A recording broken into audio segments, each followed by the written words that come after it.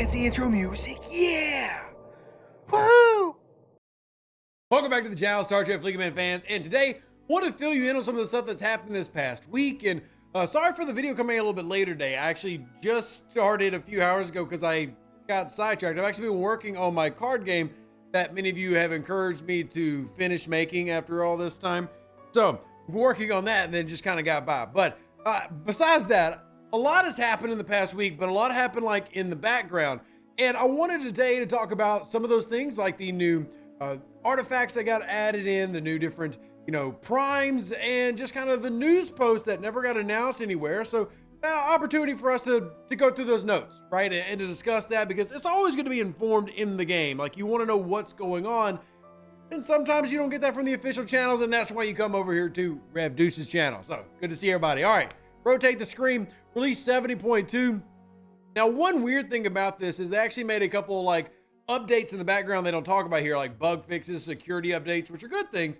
They don't get mentioned in this post. But if you look on 70.2, you're going to see the discussion about symbiosis, which, by the way, part 2 is coming soon, and we've got that confirmed and all that fun stuff. So we'll show you that in a second. But prime weapons drain decreases enemy players' base weapons damage, does not apply during station. I'll be honest, I don't think either one of these are worth it. Like, they're not good, but they're there.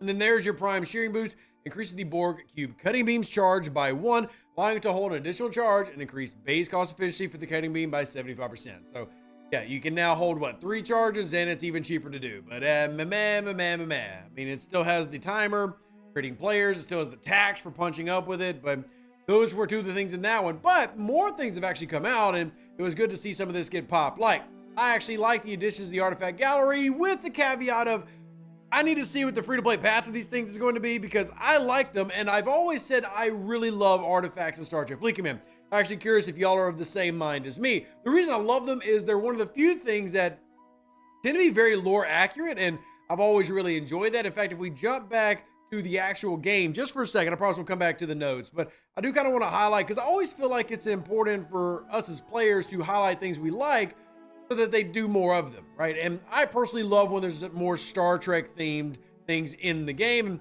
one thing I love about these is they're very lore friendly. So I can just pick one, like, for example, the Book of Coast Emojin, and get the ancient Bajoran religious text relating to the eternal enemies of the prophets, the Pa race. I like having that. I think these types of things are cool. I like when the narrative is good and the story is good. And here's Picard's flute, where you get on Stardate 45944.1, the USS Enterprise D encountered a probe that emitted a nucleonic beam, sending Captain Jean-Luc Picard into a temporary coma. I mean, getting actual stories and stuff, I think, are great. So with that said, I really like the addition of new artifacts.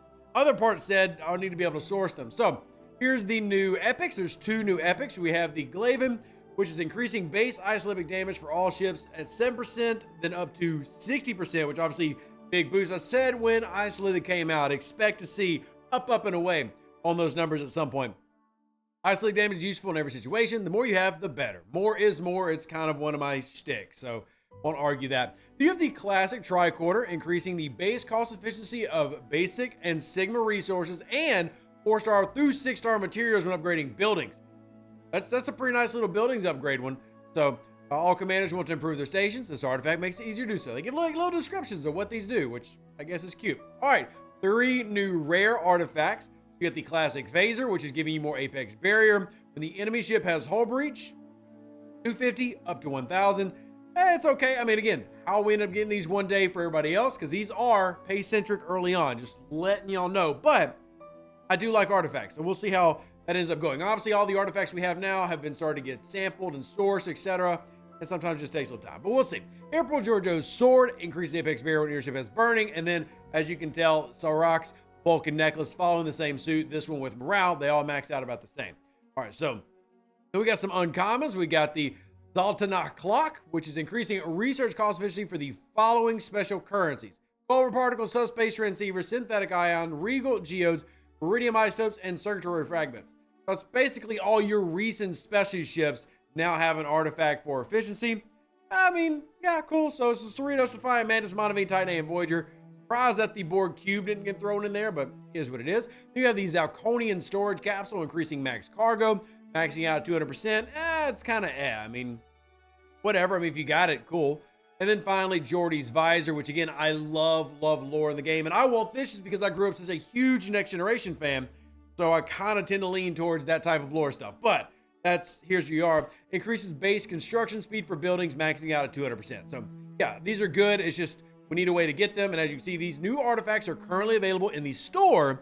And once they are unlocked, you can exchange your Temporal Disruptor for shards to upgrade them like any of the other Temporal Disruptor artifacts. Those that you do not unlock will be available for temporal restoration at a later time. So, sounds good, right? We'll see what that ends up looking like. But I will, again, just acknowledge I love the aspect of this lore-friendly mechanic.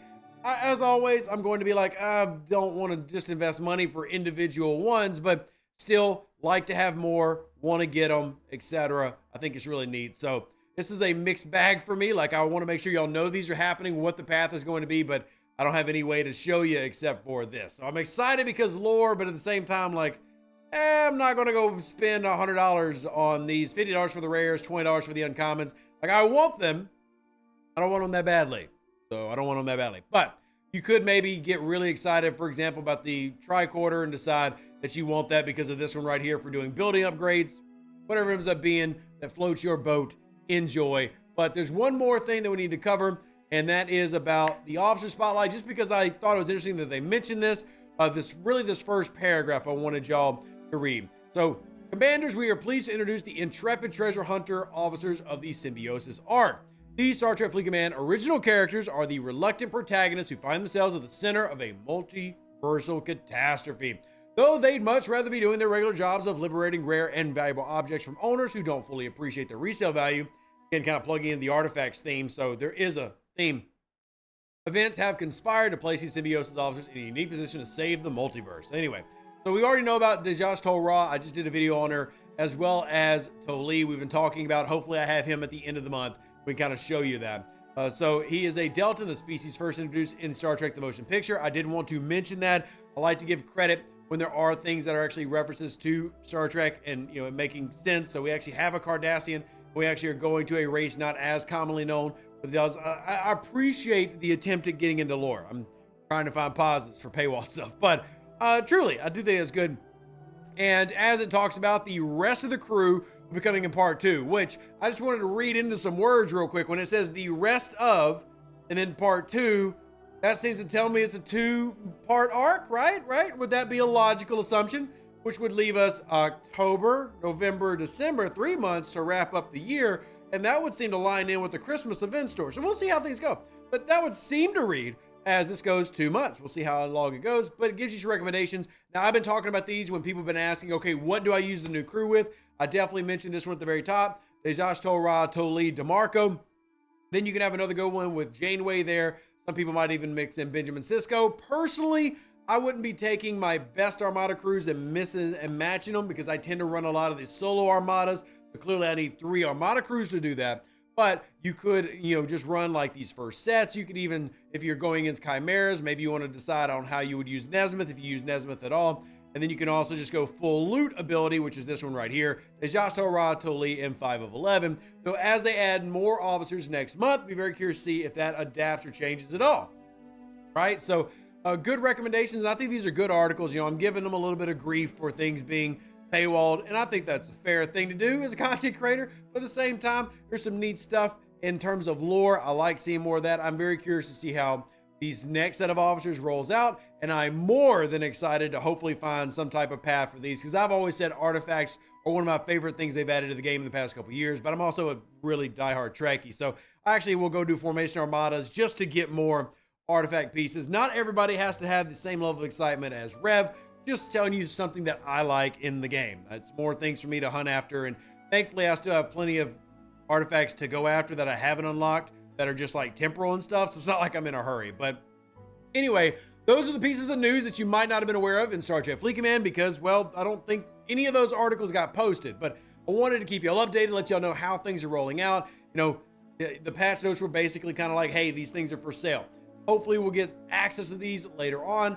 Hopefully that comes sooner rather than later, maybe as early as next month, because if you remember, we did just get a bunch of free primes in terms of, you know, sourcing for primes, and then we also have the Alliance tournament revamp. So I'm going to be positive and hope for the best.